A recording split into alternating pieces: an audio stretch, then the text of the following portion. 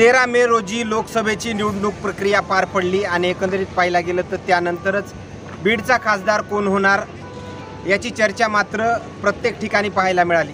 एकंदरीत पाहायला गेलं तर आता काही दिवसच शिल्लक आहेत आणि एकंदरीत पाहायला गेलं तर स्वर्गीय गोपीनाथराव मुंडे यांची 3 जूनला स्मृती दिन जो आहे तो साजरा केला जाणार आहे आणि पंकजा मुंडे यांनी लोकसभेच्या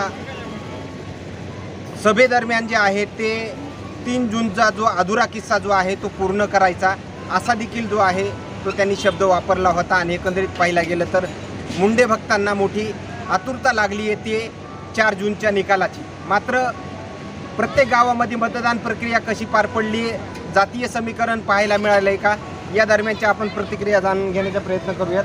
बरेच माझ्यासोबत मंडळी आहेत। बाबा, तुम्ही मतदान कुणाला केलं हे विचारणार नाहीत, पण तुमच्या गावात सर्वाधिक मतदान कुणाला झालंय?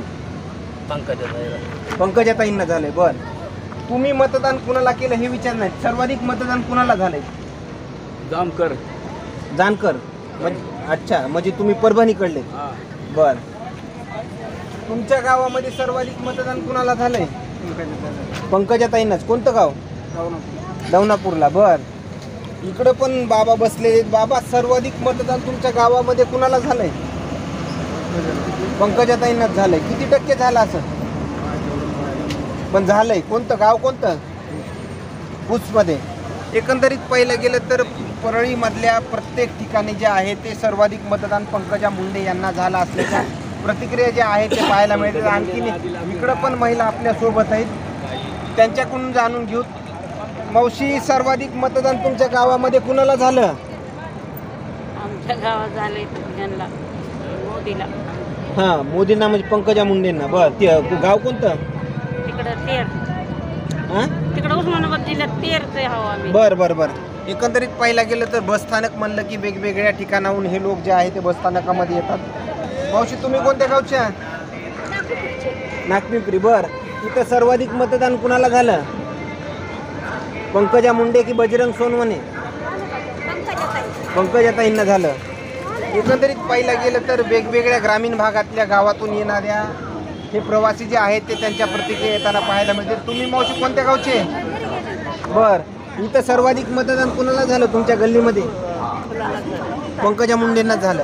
एकंदरीत पाहिला गेलं तर परळीमधून मोठ्या प्रमाणामध्ये लीड जे आहे ते मिळू शकते, आपण असा अंदाज जो आहे तो व्यक्त करू शकतो। इकडं बाकी इतर पण बसले आहेत। मावशी, तुमच्या गावामध्ये सर्वाधिक मतदान कुणाला झालं? पंकजा मुंडे की बजरंग सोनवणे? मला कळत नाही। बर, मावशी, तुमच्या गावामध्ये सर्वाधिक मतदान कुणाला झालं? पंकजा मुंडे की बजरंग सोनवणे? पंकजा मुंडेंना। गाव कोणतं? वर्धापूर।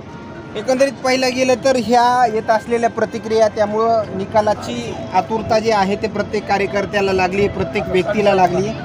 बाबा, तुमच्या गावामध्ये सर्वाधिक मतदान कुणाला झालं? कुणाला झालं सर्वाधिक? भाजपला झालं। भाजपला झालं। कोणतं गाव? कोणतं? नात्र्यामध्ये। बरं, तुम्ही? बरं बरं, तुम्ही पण नात्र्याचेच। बरं, सर्वाधिक पंकजा मुंडेंना झालं। बाकी तुम्ही नात्र्याचेच? बर, आता काय नात्रेकर काय अंदाज बांधू लागले? पंकजा मुंडेंना किती लीड भेटेल असं काय चर्चा? काय अंदाज सांगताय? निवडून येते बस 50,000 नाही, 50,000। एकंदरीत पाहिलं गेलं तर वेगवेगळ्या प्रतिक्रिया येत आहेत। परळी बसस्थानकावरती एकत्रित आहोत आणि दुसरीकडे पाहिलं गेलं तर पंकजा मुंडेंना सर्वाधिक लीड जे आहे ते परळीमधून राहील अशी एकंदरीत चर्चा जी आहे ते मोठ्या प्रमाणामध्ये आपल्याला पाहायला मिळत होती। आणि दुसरीकडं या आलेल्या प्रतिक्रिया मात्र आता एकंदरीत पाहिलं गेलं तर प्रत्येकाला आतुरता लागली जे गावाकडे जाण्याची। त्यामुळे एकंदरीत पाहिलं गेलं तर या प्रतिक्रियेला इथंच आपण पूर्णविराम देऊ आणि नंतर अशीच नवनवीन अपडेट्स आपण सूर्योदय चॅनलच्या माध्यमातून देण्याचं काम करू। कॅमेरामन उमाकांत फड सोबत सचिन मुंडे, सूर्योदय मीडिया, बीड, परळी।